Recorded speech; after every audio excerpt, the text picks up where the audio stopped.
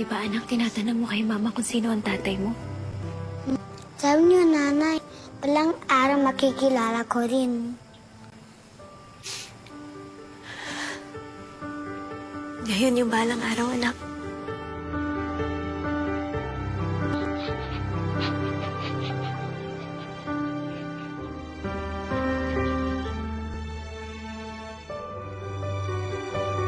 Mama, di ba siya ang kaibigan mo?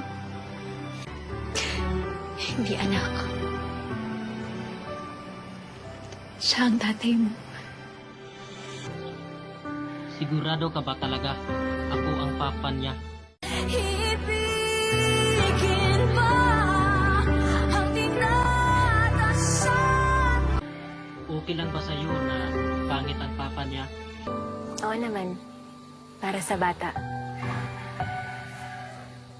Bibisi-bisita kami dito, pero doon kasi siya nag-aaral eh. Tsaka may pwesto na ako ng kantin doon. Ah, okay.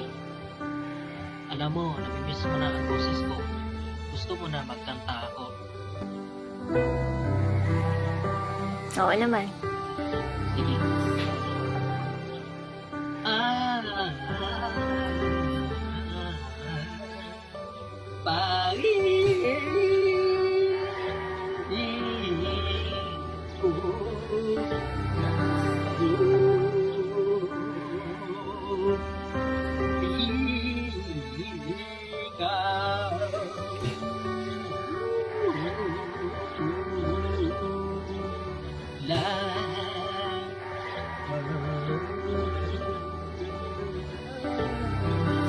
Pagka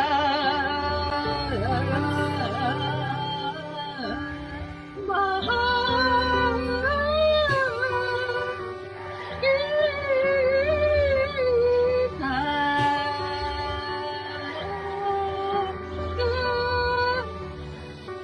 Pwede ba ako mamisita sa inyo?